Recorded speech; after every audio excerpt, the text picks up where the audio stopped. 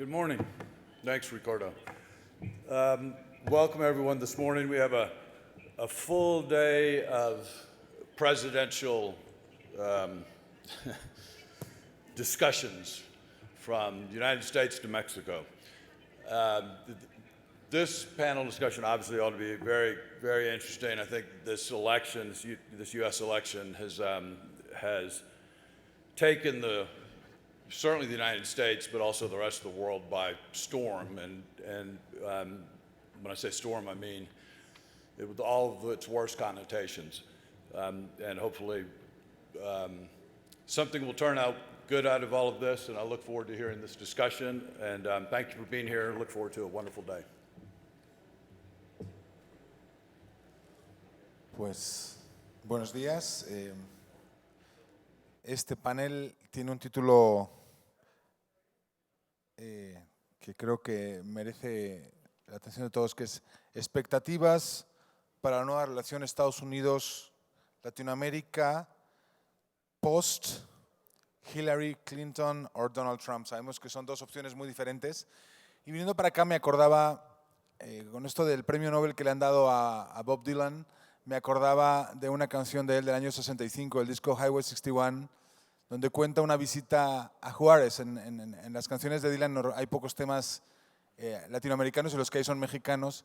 Y lo que cuenta es una visita a Ciudad Juárez, donde lo que hay es alcohol, mucho alcohol, prostitución, corrupción, sobornos, mucha desolación. Y termina la canción diciendo, yo creo que ya tuve suficiente, me vuelvo a Nueva York, ¿no? Y creo que esa sensación tenemos algunos viendo lo que está sucediendo en las elecciones de Estados Unidos.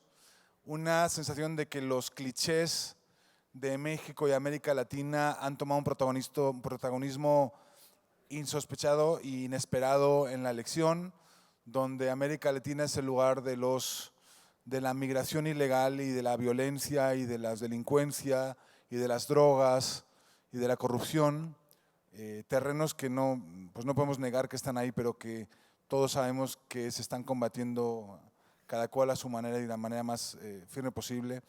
Y que pues la elección lo que hemos entrado es un terreno de los tópicos que Trump ha puesto sobre la mesa, cuando resulta que en la agenda entre Estados Unidos y América Latina hay temas centrales para la agenda de nuestros países.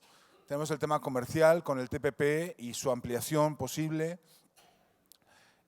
un proyecto que pues ya ha dicho Hillary Clinton que no le interesa, y aquí en México y supongo que en otros países se está negociando para que se apruebe localmente, a ver si de esa manera quien llega a la presidencia se ve obligado a aprobarlo. Tenemos el tema de la migración de todos nuestros países, los ciudadanos de nuestros países que están en Estados Unidos viviendo, los que quieran ir en el futuro, qué va a suceder con esas vidas, con esos millones de personas que dependen de una legislación pues para tener una vida normal. Y el punto de la seguridad regional, que lleva pues décadas amenazada por la situación de la guerra contra las drogas estadounidense y la demanda de estupefacientes de Estados Unidos, y que pues sin duda es el origen de muchos de nuestros conflictos. ¿Qué van a hacer Donald Trump o Hillary Clinton si ganan? Tenemos un panel excepcional. Michael Reid es editor senior del Economist, es el columnista para América Latina que firma Bello, nada que ver conmigo, pero es Michael, Andrés Bello es Michael. Y él tiene muchos libros escritos sobre Latinoamérica, todos imprescindibles, se los recomiendo muchísimo. Ahora vive en Madrid, pero ha estado viviendo en Lima. Es una persona que siempre ha tenido una visión de una América Latina en evolución y creciendo. Pues nos va a contar su visión sobre lo que ha sucedido en la administración Obama. Vamos a pasar primero a presentar a los demás. Beth Sheridan estuvo 5 años en México y fue premiada por su cobertura en el periodo 96-2001, cubrió la transición a la democracia en México. Es editora de Internacional en el Washington Post, pero ha trabajado para el Miami Herald, Los Angeles Times y Associated Press. Ha trabajado en Colombia, en México, como ya decía. Mary Beth. Y está con nosotros Kim Murphy, que es editora adjunta de Los Angeles Times y es responsable de temas de política interior de Estados Unidos y política internacional. Ella ha trabajado también como corresponsal en Europa, Rusia, y no ha trabajado específicamente en la región, lo que creo que nos puede dar un punto de vista muy interesante. Entonces, vamos a poner primero que Michael nos cuente su visión de lo que ha hecho la administración de Obama. Mary Beth nos va a contar qué agenda nos traería el señor Trump y Kim nos va a hablar de qué podríamos esperar de una administración Clinton y luego vamos a platicar sobre algunos de los temas centrales, a ver cómo ven. Ellos van a hablar en inglés, hay traducción simultánea disponible y pues para que nos entendamos bien, Michael, ¿qué ha hecho Obama con América Latina? Bueno, muchas gracias, Alberto. Muchas gracias al el Universal para la invitación de estar aquí. Es un gran placer y sobre todo compartir la mesa con el tocayo de mi seudónimo, ¿no? Yeah, I think we could all kind of quote Bob Dylan endlessly, but I think, but I am tempted to say that this is a very interesting moment in relations between Latin America and the United States because the times that they are changing in Latin America in two ways that are relevant to the relationship. The first is obviously we've seen in the region over the past year a political change after a long period of dominance by the left of various shades and in various descriptions, and beginning with the election of Mauricio Macri in Argentina last November, the center-right is beginning to come back into power. We saw in Bolivia the defeat of Evo Morales in a referendum that would have allowed him to stay in power well into towards 2030. And we've seen in Venezuela the opposition winning the legislative election, even if it's had many difficulties to legislate after that. We've seen Rafael Correa in Ecuador say that he won't be a candidate next year. And we've seen, of course, the impeachment in Brazil and the emergence of a center-right government in Brazil. And now, I think the reasons for this political change are pretty obvious. It's not that the voters have changed hugely. It's that the left was in power for a long time. The desire for alternation is normal in democracies, even if it's a relative novelty in Latin America. And there have been corruption scandals.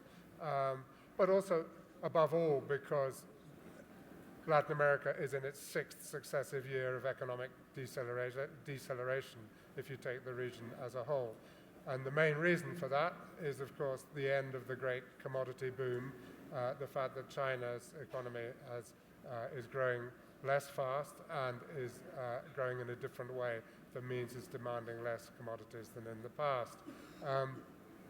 Now that means that Latin American governments face a much harsher new economic reality in which to sustain faster growth, which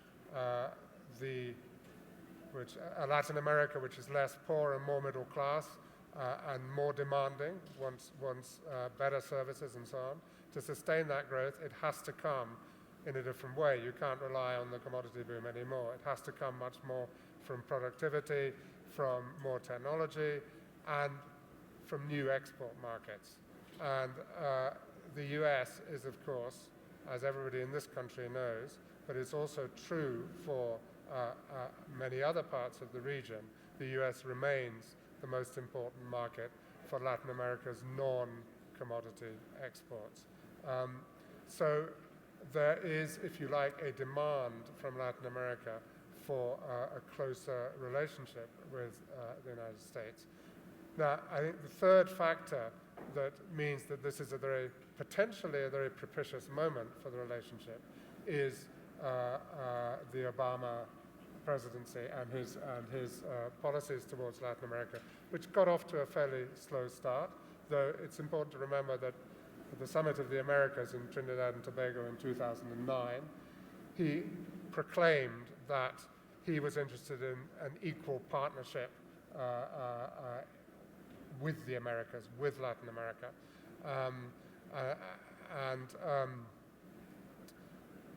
I mean, the policy initiatives that he's taken, particularly in the second term, I think have gone some way to delivering on that promise. Clearly, the opening to Cuba is broadly popular in Latin America. It removes, or has gone a long way to remove, a thorn in the relationship. And then he's taken interesting initiatives, albeit fairly small scale, on security in the northern triangle of Central America, alternative energy, or rather energy in the Caribbean, which is very energy short. And he's shown on trade, after initial hesitation, he moved forward with trade agreements with Colombia and Peru and Panama. And he's shown greater flexibility of thinking, even if not of action necessarily, on drugs and on migration. And I think you can see the result of that if you look at the Latino Barometer poll, which showed that in 2008, only 58% of those polled in Latin America had a positive opinion of the United States. And this year, that number has gone up to 74%. And that is a big jump in that poll. So I think he's left a promising platform. Clearly, there are issues still on the table, as there always will be. There's the issue of Venezuela and what, if anything, the region can constructively do in relation to Venezuela. There's the question of the embargo on Cuba, which still exists, of course. And there are the eternal questions of drugs and migration. And there is that big question of whether the US and Latin America can develop a much closer collaborative economic relationship. Now, of course, an awful lot will depend on whether the United States wants to take that opportunity or not. And I think it's pretty clear that if Trump were to win, it would not take that opportunity from everything he's said. I was in Juarez yesterday and the day before, and I'm tempted to say, I have news for you, Mr. Trump. That wall, it exists. It's there in Juarez already. But around it is this as you Mexicans know, is this extraordinary ecosystem of manufacturing that is binational and collaborative. And it will inflict enormous damage on the United States as well as on Mexico if Trump goes through on his promise delivers on his promise to tear up NAFTA, put tariffs and so on. I would be tempted to say, well, people say things in campaigns, but then they don't do them. But, I am from a country which has just shown that you can do the most stupid possible things imaginable. And even though it's already hurting our economy, it's going to hurt it much more. So I'm not going to make any predictions there. And with that, we can hear in detail about the candidates. So, Maribeth, hemos visto que, nos ha contado Michael, cómo la administración de Obama se ha aproximado a América Latina, pero tenemos un candidato en la elección que se llama Donald Trump, que parece amenazar eso. ¿Qué tanto es viable que esto suceda? ¿Qué tanto el Congreso puede poner un contrapeso? Pero ¿qué de su programa y de todas estas cosas que dice, qué se va a quedar para siempre o para el mediano plazo en la agenda entre América Latina y Estados Unidos? Okay. Muchísimas gracias. Gracias a todos para la invitación. So when you look at the difference in policy towards Latin America between Trump and Clinton, the first thing I wanted to do was look at who are the people around them who will advise them about Latin America. And if you look at the Clinton team, it's a very traditional structure. She has a big working group on Latin America, maybe 50 people, right? Divided into subgroups, and they're all churning out papers and policy ideas and so on, right? And these are former diplomats, people who worked in the White House, think tank people, professors. They're basically all the well-known names who have dealt with Latin America in the US government and the US think tank community. Now, the funny thing is when I tried to look at who is advising Trump on Latin America, and it's almost a parlor game in Washington. Everyone's trying to guess. No one knows. And it's hilarious. Somebody actually, one of the think tank people, wrote a whole article about trying to discover who are the people advising Trump. And he discovered there's two rather obscure lawyers who do a lot of representing companies in Latin America. One person who's very prominent in his campaign is Jeff Sessions, who is a senator, and a main interest of his has been limiting immigration to the US. So Jeff Sessions is an important influence on Donald Trump. But you know, when several of the think tanks have tried to do the traditional thing of inviting a representative from each side to come and have a talk about what would each campaign do in Latin America, they couldn't get anybody, they couldn't find anyone for Trump. So I was really fascinated by that. Trump has himself declared that he's not, he doesn't want the old foreign policy establishment, he wants something else. And what that something else is, in terms of advisors, is still very unclear, I think. Making America great again. Well, yeah, we'll see. So then I figured, okay, now I've looked at the people, what about the policies? And I reached out to a senior Trump official and I said, may I see your papers on what your plans are for Latin America? And he said to me, look at the speech that Mr. Trump gave when he was visiting Mexico and he appeared with President Peña Nieto. So in that speech, he outlines 5 goals for Latin America.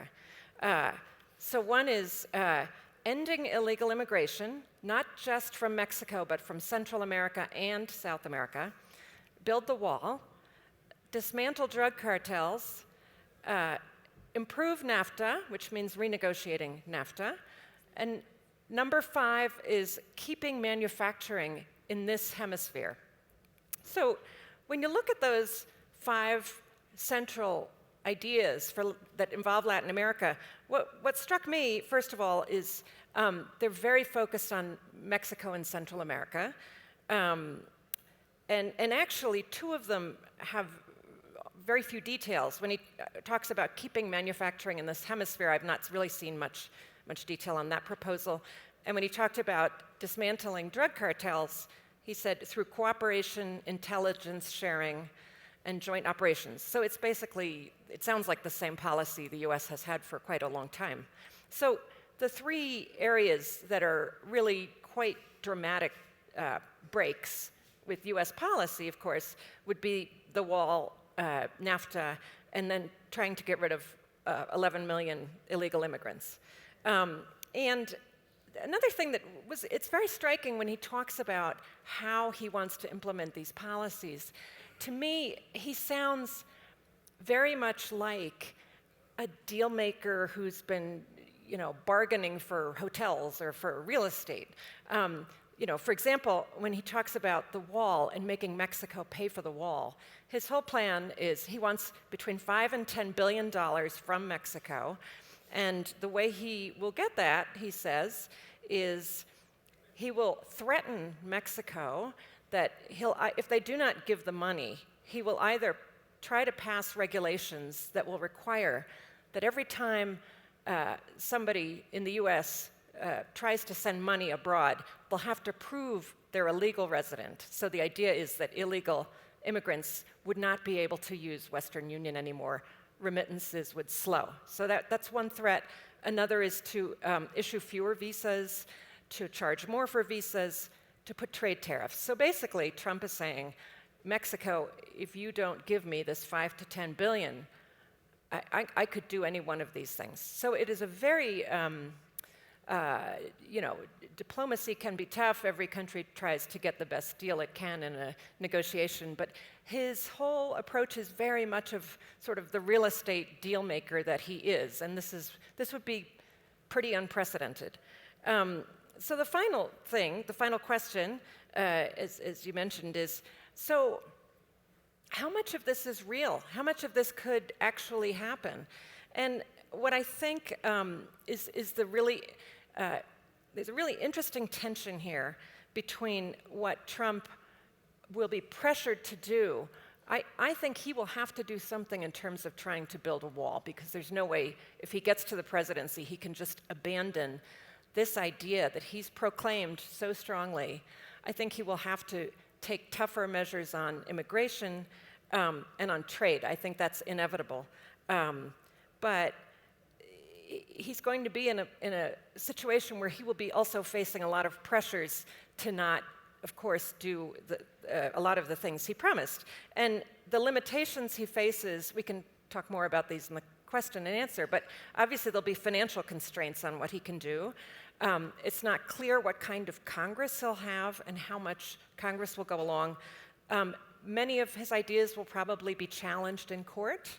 And I think one of the most, interesting kinds of pressure is the one that comes from when you sit in that Oval Office and the reality is brought home to you. And I think the best example of this is when Bill Clinton was president and Mexico had the peso crisis, and it was clear the economy was, in grave danger.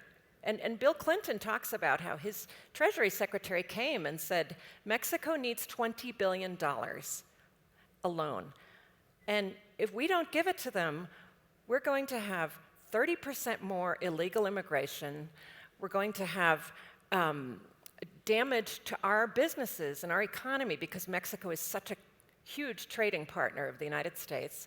And we'll have a bigger drug problem, because a Mexico in economic crisis, people will be more tempted to get involved in illegal activities. So in essence, Bill Clinton ultimately he took a huge political risk.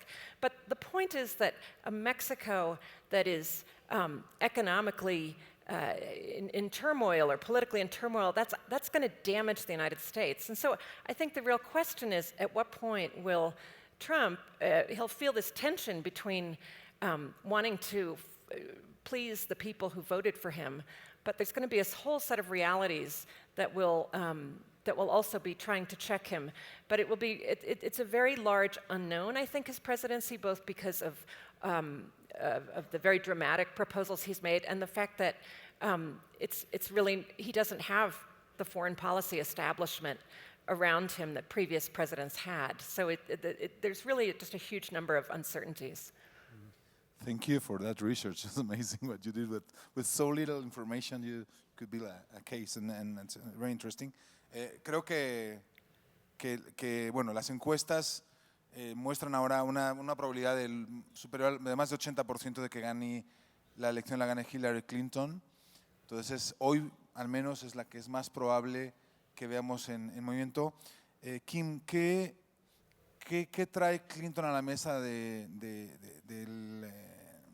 la relación Estados Unidos-América Latina?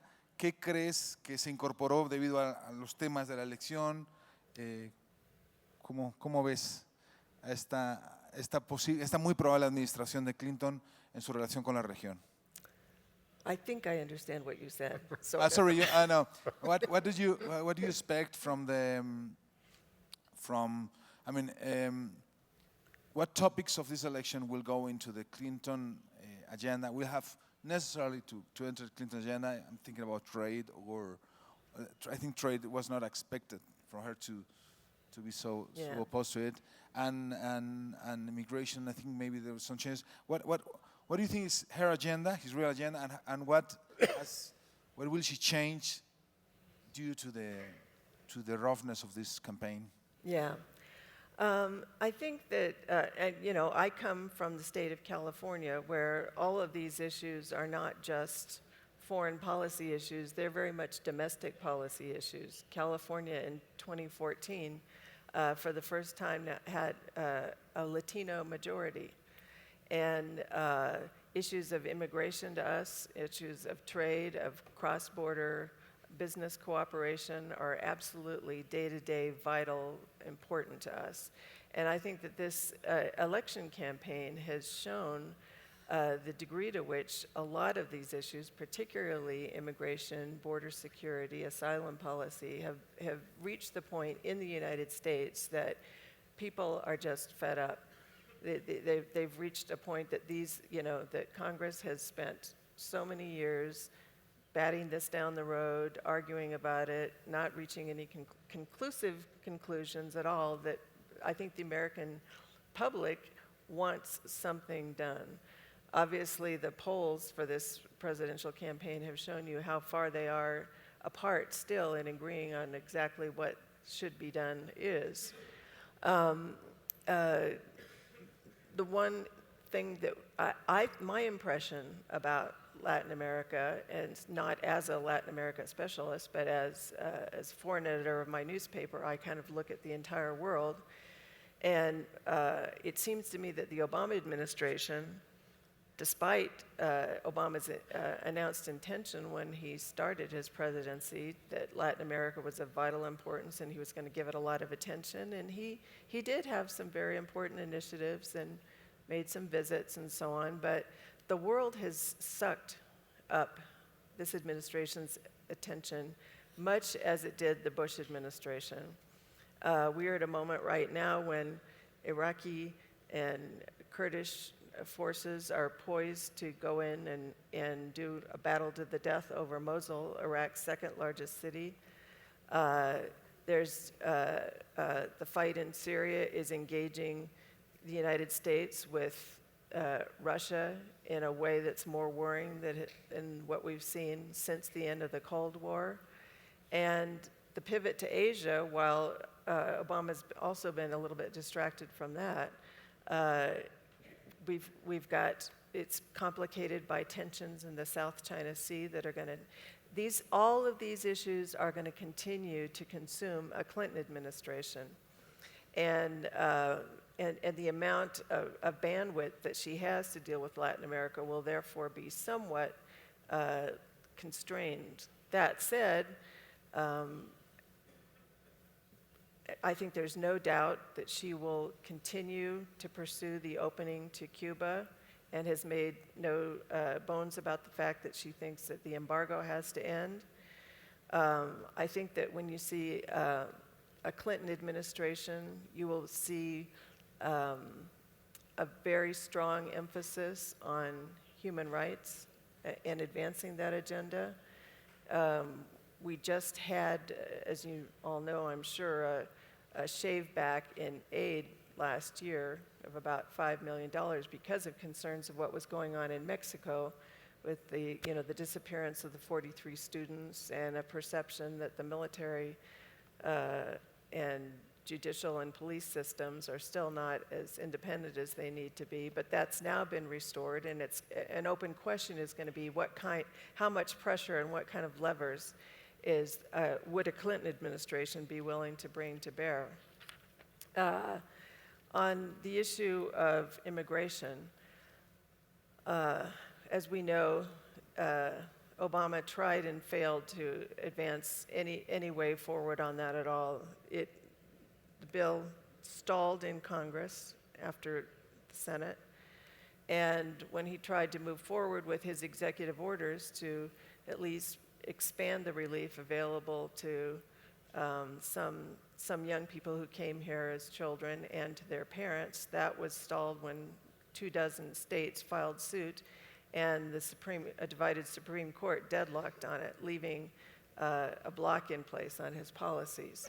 So that's where we're left now. The one thing that a Clinton administration might have in its favor is the possibility of a Supreme Court nominee in their pocket.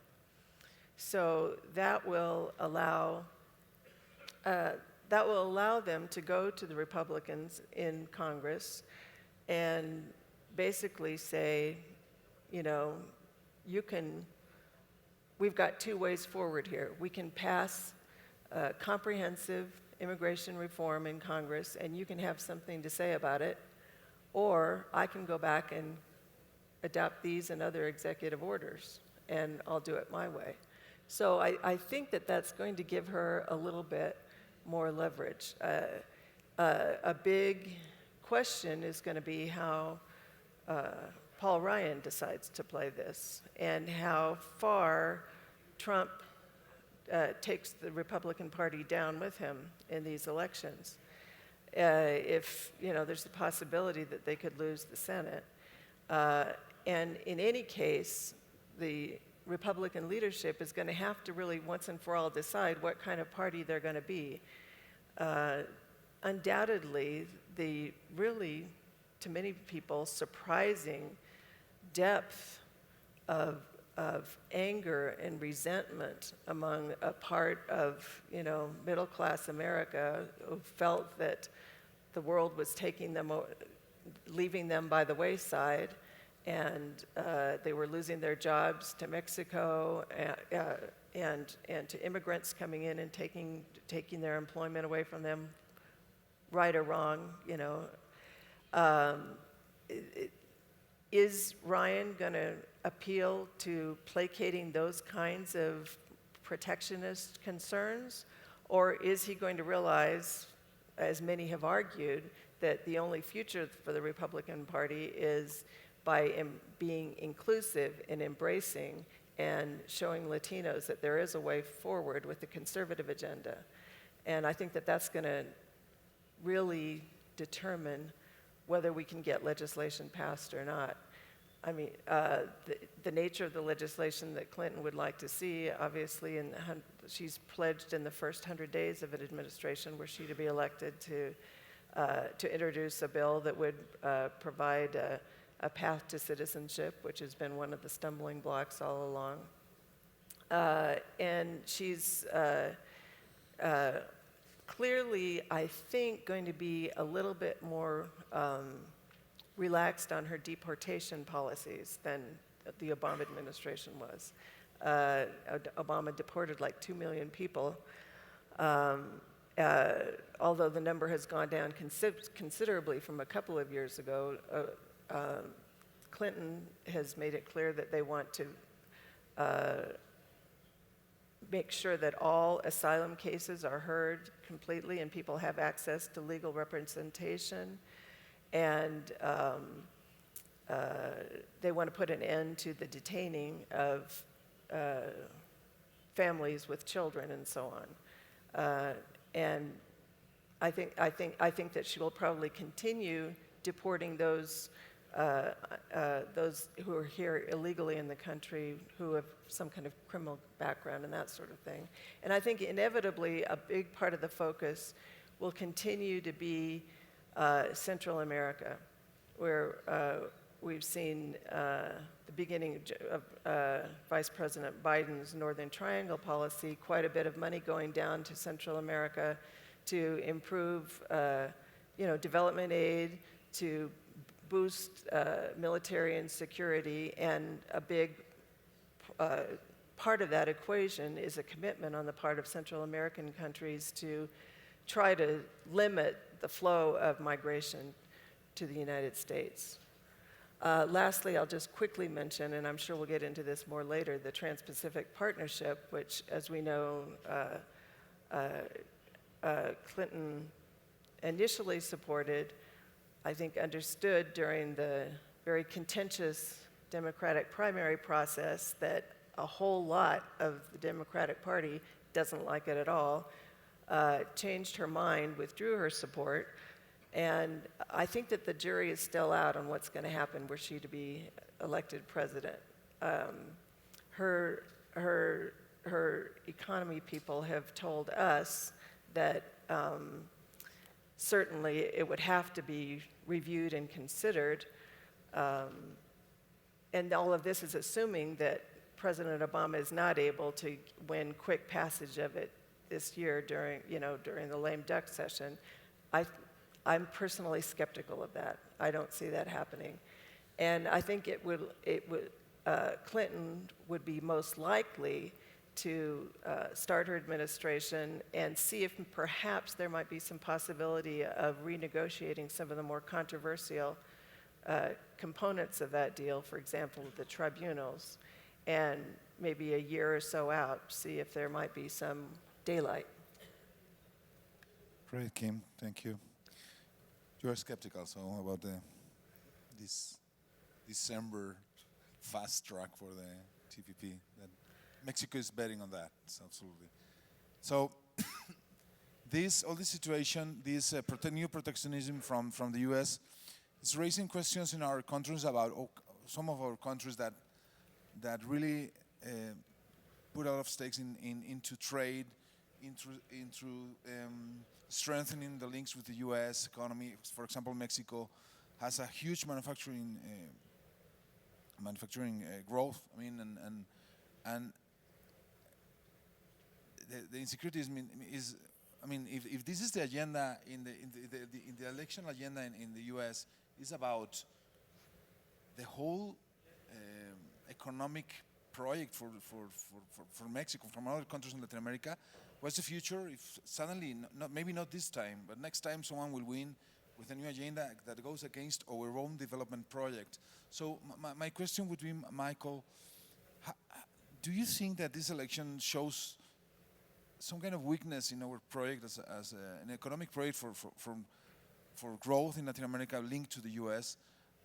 Should we reassess some of the basis of our thinking? Because for Mexico, U.S. growth is the basis for the future. I mean, the U.S. market and growing together with the U.S. and the Latin America and the Northern American project is the future for Mexico.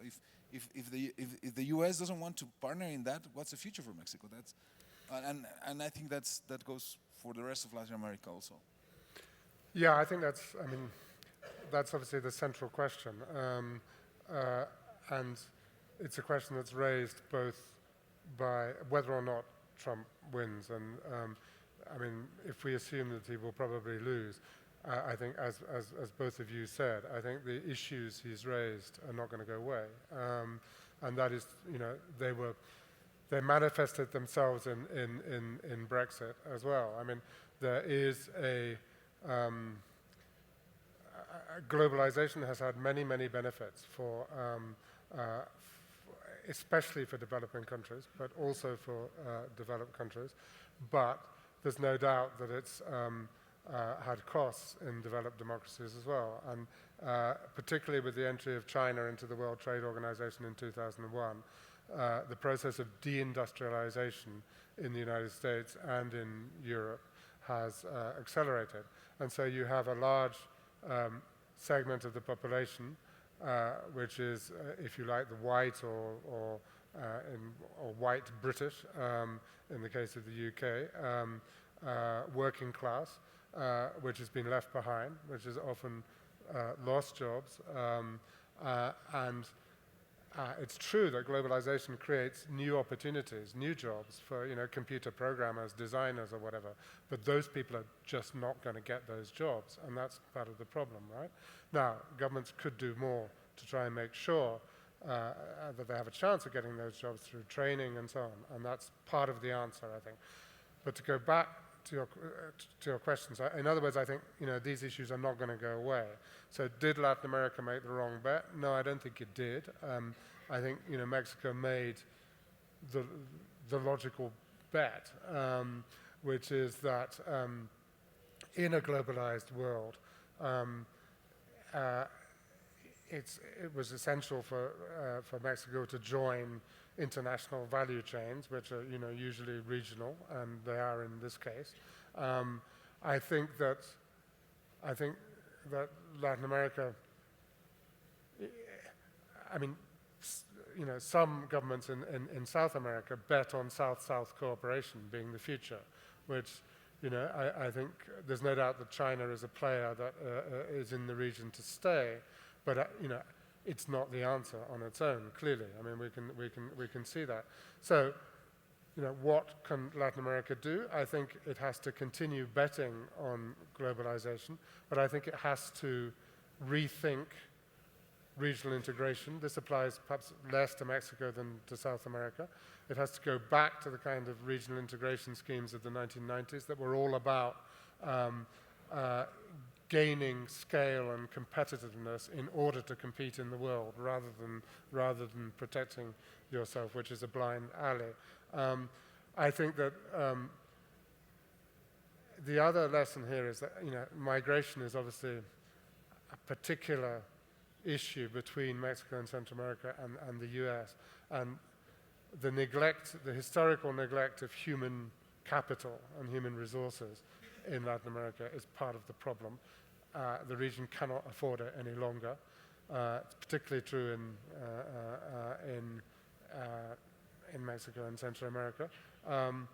And so there are lots of things that, the agenda of a more effective state, more effective education systems, more security, that agenda that is there just becomes more urgent, I think.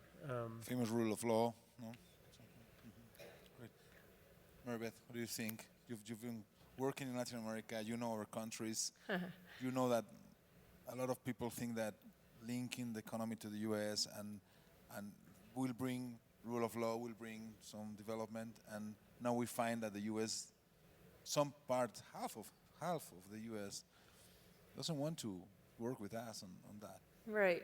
So I think the issue, though, is that I think the reality of renegotiating NAFTA is it's impossible. I think that perhaps some small side adjustments could be made, but I think the investments are so deeply embedded. You look at the chains of production, whether it's automobiles or phones or whatever it is, and the disruption that would be caused to all three economies by really opening up NAFTA again would be huge. There'd be so much uncertainty, and it would hit investment quite hard, I think. NAFTA provided a legal framework that guaranteed investments. So I honestly don't think that I find it hard to believe that any US president could do any significant renegotiation of NAFTA. I think it would be too disruptive. And I do think that, overall, NAFTA has been beneficial for Mexico, even though some groups of people have clearly been hurt by it. So I would say that has not been a mistake, but I think that there is so much anger in the US, as you said, over people who feel they have not benefited from globalization. I think we're not likely to see new trade initiatives in the near future. And I would say, just add to that, if you look at it in the long run, the long view, if you look beyond this administration, the next one, or even the next one after that, globalization is not something that's going to be ever over. It is with us right now. And the only true security that the United States will ever have, really, the only ultimate solution to the problem of illegal immigration is to have a very prosperous Latin America on our southern border. And that is, I sort of think of it as, an ocean of water that's like this. To raise Mexico and Latin America, there's no doubt that we're going, we all talk about shared prosperity and mutual growth opportunities. There are going to be losers. And we've seen the losers very vocally in this last presidential election. And, the automobile factory workers in Michigan and the steel employees in Pennsylvania, it's not happening for them. The world has passed them by. And we're going to have to go through a generation. That's true. Kim, you talk about the human rights agenda in the Clinton administration. That would change a little bit. I think Obama has been a little bit pragmatic with Cuba, for example. That would change. Human rights is always difficult because the past is very heavy in some of our countries, and what were you thinking about when you say human rights? What do you expect from the Clinton administration in that? I think that's a little bit difficult question to answer. And Mary Beth might have some thoughts on this, working in Washington more intimately with that than I do. My impression is that Clinton has said as a matter of policy that she is very, very committed to this. The new United States ambassador in Mexico is certainly very committed to this. The level of concern that was expressed over some of the things that have happened in Mexico lately, not just the students, but the journalists and other things, I think that she's going to keep that very prominently on her agenda with the Mexican government, Peña Nieto and his successor. That said, Clinton, in my observation, has not always walked the walk as much as she has talked the talk, and she has spoken recently very glowingly about the United States program in Colombia and how it could be repeated in Central America, when we all know that that program involved, quite a bit of money given to the Colombian government for weapons that allowed them that displaced thousands of people and led to the deaths and disappearances of thousands others. And we know that, for example, the coup d'etat in Honduras, when a Democrat, elected president was spirited out of the country in his pajamas, she, unlike Obama, who kind of stayed kind of quiet about it, she openly called for new elections, leave the president behind, let's bring in someone new. So I think that her agenda on human rights is genuine but pragmatic. Want to? I do think, whereas Obama is clearly of the kind of realist school of international relations. I mean, Hillary Clinton is more of a kind of liberal internationalist by kind of formation and thinking, right? And I would expect there to be a bit more pressure on Venezuela, but for example, Obama took the view that the United States could say what it liked about Venezuela, but it wasn't going to change the realities on the ground of Venezuela. I happen to think he was right. I mean, and I also happen to think actually that Plan Colombia was correct, that US military aid, because it's the reason why there was a serious peace process with the FARC. But I mean, that's a long discussion we could have. Yep. I mean, Obama's bet was that you could work with regional powers in Latin America on Venezuela, for example. Now, in practice, that proved it didn't deliver much. I do think that the situation in Venezuela has become really critical. I think it's a problem that you have a weak government in Brazil. You have a fairly weak government in Argentina. Because of the no vote in the plebiscite in Colombia, Santos's hands in relation to Venezuela are still tied. So I think it's going to be a challenge. So I think my sense from talking to the kind of people who are close to Hillary on Latin America is that they would want to be more kind of active on Venezuela, but how they can effectively be so, I'm not sure. We have a lot of Venezuelans here, here in the SIP, and I think that's a clear tension in the region, and then in Colombia they're very worried about the situation, and it's going. Everyone thinks it's going to explode, and you're right. We expect the U.S. to be more conductive, but what are the chances of that happening? And Mary Beth, what do you think about this idea of human rights being in the agenda? So I think I agree with Kim that if Clinton wins, her policy will represent largely a continuation. We'll see a lot of the same people involved in Latin America policy who have been there. I think there'll be changes at the margins.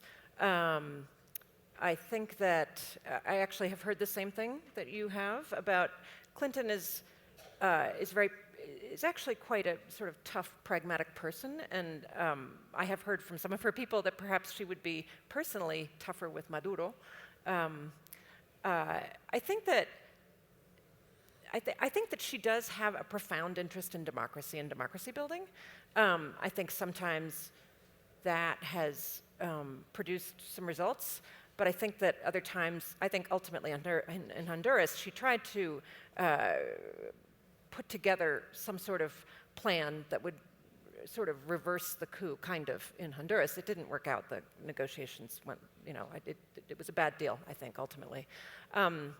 Interestingly, I think, talking to some of the people working with her on Latin America, I think one of the differences that could occur is that people talk about the fact that Clinton and Bill Clinton, they just know Latin America so much more. The personal ties are so much greater than what Obama has. And so I think it'll be a little interesting to see at the margins whether, one of her aides said to me, or a person on the working group, look at Colombia. The US named a special envoy, Bernie Aronson, very experienced, skilled person who I think made a real contribution for sure. But this person was saying, but the Obama administration on the whole was not terribly involved. And he said, look at the ties that the Clintons have in Colombia. They simply have, through their history, her trips as First Lady. Bill has huge numbers of contacts there through his charity work and through business ties and all the rest. They simply know everybody. And it will be interesting to see whether that, they will, as Kim said, they're going to be hugely preoccupied with the Middle East, with China, with Russia. But at the margins, there could be some differences there. Well, thank you very much. ¿Tenemos tiempo para preguntas o? Bueno, ¿alguna pregunta del público?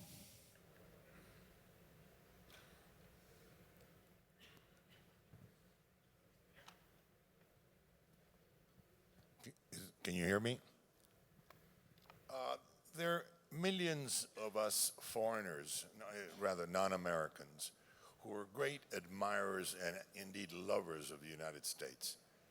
We're terribly miffed by what's going on. Without speaking of politics, this, for a major party, a man aspiring to the highest office in the world, we'd run out of adjectives, correct? He's a joke, he's a buffoon, he's a despicable, disgusting man. It disturbs us abroad, those of us who are real friends of the United States, to have a significant portion of the United States citizenry backing a farce like this. That's very disturbing, and I think he's not going to be elected, but the damage has been done. The fact that a significant percentage of America could back a person like this. That's one point I'd like to hear a comment. The other is from Mr. Reid. As you know, your boss was on television last night. She made very interesting comments regarding Obama as a very fine domestic issues man, but not so good as far as international relations. So I'd like to have your comments on those two matters. Thank you. If I could just start really quickly, and I'm sure my colleagues have interesting observations on that. My newspaper did a series of articles called Trump Nation, and we spent time with Trump supporters in various quarters of the country, and we tried to make it not the stereotypical, lunch bucket, laid-off factory worker, white, somewhat racist kind of guy, that undereducated, that you think of as the classic Trump supporter. And we found, we did indeed talk to an unemployed mill worker in Oregon. We talked to a woman who's a personal trainer in Virginia, two Latinas in South Texas.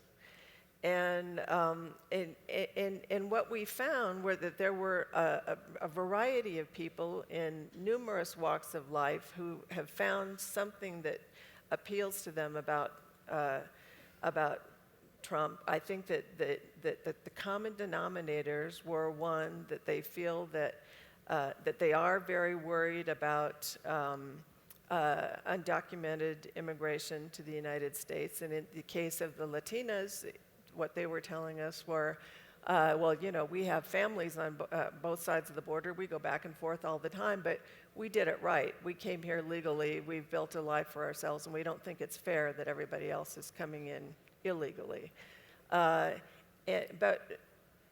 what we found were that a lot of people told us, well, and when we said, well, you know, what about when Trump says these outrageous things about Mexicans are rapists and criminals, and and what about when he says this, surely you can't take that seriously. They all said, we know that. Yeah, that was kind of bad. No, we don't agree with that. But it seemed that what they wanted to do was blow up the system, which is the same thing, as Michael said, we saw with Brexit, that they feel that Congress, a succession of administrations, have done nothing to improve some of the key concerns that Americans have, and they think he'll blow it up and then we'll see where we are. If I could jump in, I largely agree, but I think what you see with the Trump phenomenon is the coming together of maybe three different things, right? You've had a tremendous problem with income inequality in the US, particularly working class people whose wages have stayed the same or their income has gone down, right? And there's just an extreme frustration. I think on top of that, you have probably people reacting to cultural changes, the rapid change in terms of acceptance of gay rights. And immigration fits in here because you have a country where the growth in minority population has been quite large, and literally the face of towns and cities are changing. I think people are sometimes shaken by that. And the final thing I would say is just there's a sense of exhaustion in our political system. And what to me is interesting is, you know, Trump is often perceived as, oh, he's so authentic, and he tells it like it is. And if you actually fact check a lot of what he says, it's actually not correct at all. But in the same way, I think about when I was here as a journalist covering the campaign that Vicente Fox won. Now, they're very different people. I'm not comparing them. But Fox broke through because people thought he spoke like a real Mexican as compared to the very formal Mexican political discourse. He was different. He was like them. And I think that Trump, because he's a master marketer, he's a man who knows how to use television, he was a TV star, he really breaks through to people who feel like our traditional political system is exhausted and simply not working. Well, very quickly, the Economist's view on Obama's foreign policy is that, for example, on Syria, he made a mistake in declaring a red line and then not enforcing it on chemical weapons. He made a mistake in kind of drawing down forces in Iraq and Afghanistan too quickly. That he could perhaps have pressed Russia a bit harder. I was addressing his policies towards Latin America, and our view, which is my view, is that on the whole he got things right in the region, in the sense that Venezuela, the Venezuelan regime is a terrible threat to its own people, but it is not a threat to the United States. And and I think he's right that change will come to Cuba and to Venezuela from within, not from without. And I think he was right to let kind of rhetorical anti-Americanism in Latin America burn itself out. Because I think a more heavy-handed intervention would simply have encouraged it. And as I say, I don't think the threat is, there is a threat there to the United States. So our criticisms of his foreign policy are much more to do with the other parts of the world. Bueno, creo que es un panel apasionante. Hemos visto cómo la administración Obama se acercó a Latinoamérica y el impacto que tuvo, como está hablando ahora Michael, en la apreciación del papel de Estados Unidos, una mejora de la relación con los países de Latinoamérica, el cambio profundo en Cuba, etc. Hemos visto un perfil de Trump como un real estate dealmaker, como un negociador con poco equipo, improvisado, que a partir del discurso que dio aquí en México podemos entrever hay ciertas cosas que son muy importantes para él, como es el tema de migración y el tema del muro, pero pues poco más allá de eso tenemos visibilidad. Una Hillary Clinton que va a traer, vemos una agenda de continuidad con una mayor énfasis en derechos humanos, pero dentro de un pragmatismo, un realismo. Y por lo que dicen, no more trade deals ahead, whoever wins. Vamos a ver que en el tema migratorio se pueden abrir unas puertas por el lado en migratory reform. There could be some possibilities if Clinton wins in terms of executive order or negotiating with Congress. So están abiertas las puertas a una regulación migratoria o a una reforma migratoria, una vez más, después de tantas décadas de siempre esperamos lo mismo. Pero bueno, pues esto es lo que vimos aquí. Muchísimas gracias. Creo que estuvo fantástico. Thanks very much.